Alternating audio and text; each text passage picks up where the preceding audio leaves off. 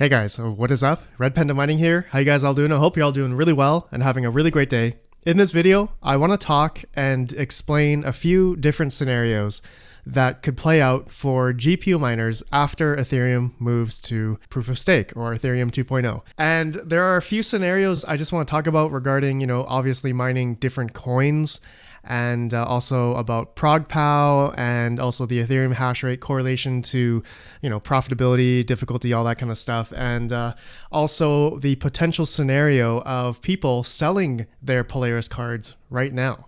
All right, so I'll get to that a bit later. But first, I just want to explain, Ethereum 2.0 and their roadmap real quick. You guys have probably heard a lot about Ethereum 2.0 already. So just to skip over this and give you guys a quick summary of all this, I'll have this link down below so you guys can read this whole article from consensus.net. But basically, Ethereum 2.0 is going to enable proof of stake and sharding. So it's going to bring improvements to scalability, security, and accessibility. And the big thing for proof of stake is staking 32 Ethereum, okay? And apparently you can use a third-party provider to stake your 32 ETH, or you can do pool staking when you have less than 32 ETH, for example. And obviously by the time that happens, I'm thinking in a couple years. So that's a good segue now into the roadmap and timeline of the Ethereum 2.0. Okay, so first they have 3 different phases, right? And they have been talking about doing the first phase in this year, 2020. I really don't think it's going to happen in this year. It's probably going to happen next year, 2021. Okay, so basically in phase 0, they say here the Beacon Chain Stores manages the registry of validators and will implement proof of stake, okay, consensus mechanism for Ethereum 2.0. And the original Ethereum proof of work chain will continue to run alongside Ethereum POS chain. All right, so it's going to be some kind of like hybrid style proof of work, proof of stake, blockchain. And it says here, ensuring that there's no break in data continuity. So that's pretty cool. All right, now the second phase, they say here it's going to roll out in 2021. I'm going to speculate it's going to happen in 2022. And they have some other improvements here in integration for sharding. Then the second phase that they have here, which they say here will likely be launched in 2021 or 2022.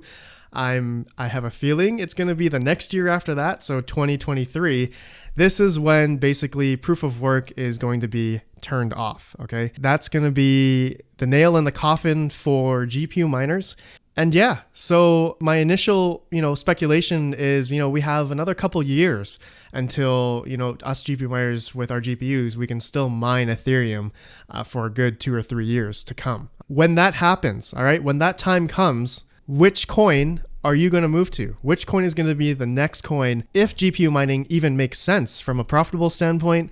Or if you love the coin, then that doesn't matter. But I would say for most cases, a lot of people care about profitability. There's no other ulterior motive than that. That's one of the big things. But just to talk about their algorithm now, it's ETH hash, right?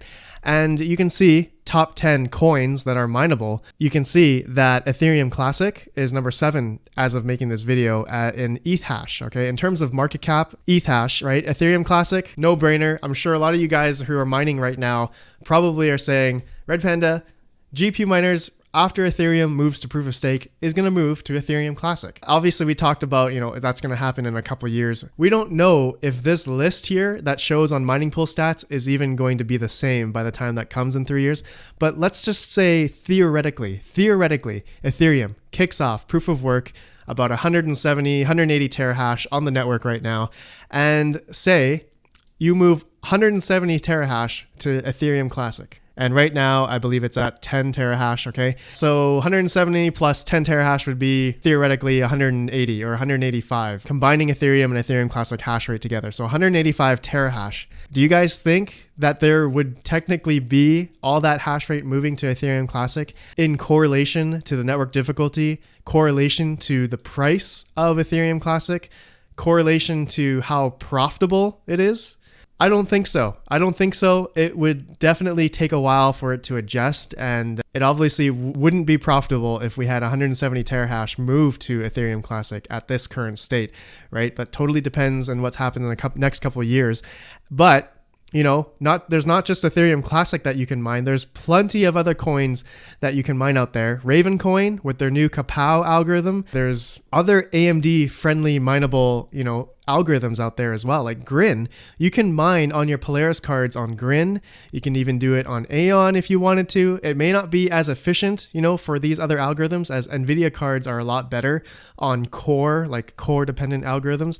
But, Polaris cards that you can still mine on other algorithms, right? Using different miners, I think like LOL Miner and Team Red Miner, all those other ones that allow you to mine different algorithms, right? It's not just Ethash, right? There's other ones. So real quick, I just wanted to update you guys on Ethereum Classic. They actually just had a hard fork codenamed Phoenix. It didn't really change anything for the miners per se, but it actually changed a lot for the interoperability for Ethereum. So a lot of stuff now can be worked on the Ethereum platform, not just Ethereum Classic. So that I thought that was actually pretty cool, and it just happened as of making this video, I think today. Okay, and another quick thing I wanted to talk about is ProgPow. And, potentially this doesn't really go along with this video because I'm talking about after when proof of stake is implemented, but real quick, in the next couple years, within their next couple years here of Ethereum that has proof of work, if Ethereum decides to move towards ProgPow, which I am pro ProgPow, by the way, and our beloved Michael Carter, Bitsby Trippin, you guys all know him, and a bunch of other people are working on getting a new EIP for ProgPow drafted. So they're working on this right now. This happened about 20 days ago, and I'll have this link down below, and you guys can read this. It's actually really awesome, and I think ProgPow should be implemented for Ethereum, so that we can keep it decentralized and kick off all the ASICs that are on right now. And that goes along with this ASIC miner value right now. You guys can see like Inosilicon A10s and the E3s, they're still profitable on residential electric. I believe I'm at 10 cents kilowatt hour. Yeah, 10 cents kilowatt hour. And these miners, to this day are pretty efficient and are mining on Ethereum. I mean, they could mine on other coins as well that are ETH hash, like Ethereum Classic. But, looking at the network hash rate right now, I have a feeling that a lot of ASICs are on this network right now.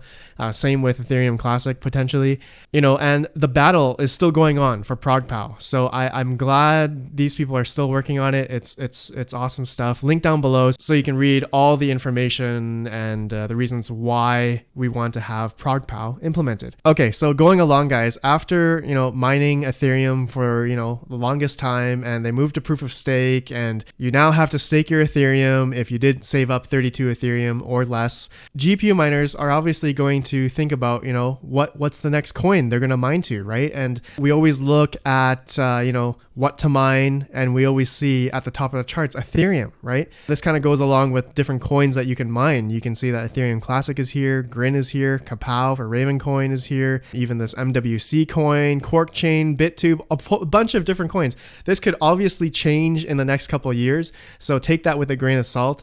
But another scenario that I actually have been talking with a few people actually is people have actually been selling their Polaris cards right now because it's actually a good time to sell crypto mining hardware or GPUs in general because they're actually gone up in price.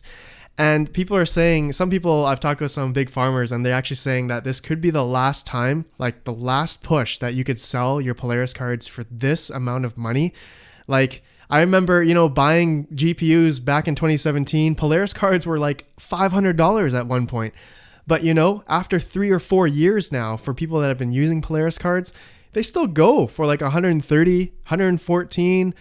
Somebody just bought a 580 for $300. That must have been a mistake. But there's a bunch of cards that are still being sold for a good amount right now. And, what's not to say that mining Ethereum could be over with, because of Ethash is such a strong algorithm, or for Ethereum and Ethereum Classic currently, right? And what's not to say, those cards are going to be, these Polaris cards are going to be pushed out of the market, just like the R9 290 series or the R9 390 series. In the next couple years, I would say a lot of people may be buying the Navi cards, right? 5700s, maybe the new 58 or 5900s that are going to be coming out real soon.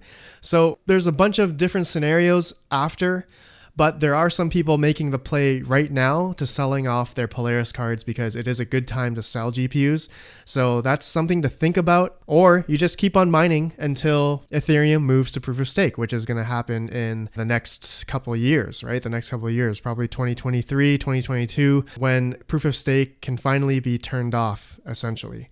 Okay, so Let me know what you guys think of what I talked about here and the different scenarios, a few different scenarios. Let me know down below, if Ethereum moves to proof of stake in about a couple years and turns off proof of work, where do you guys think GPU miners are going to go? Okay, let me know down below. I would really appreciate your guys' thoughts. And I appreciate the whole crypto mining community. For everyone who watches me, I appreciate you guys so much. So I'll see you guys in the next video. Have a good one and peace out.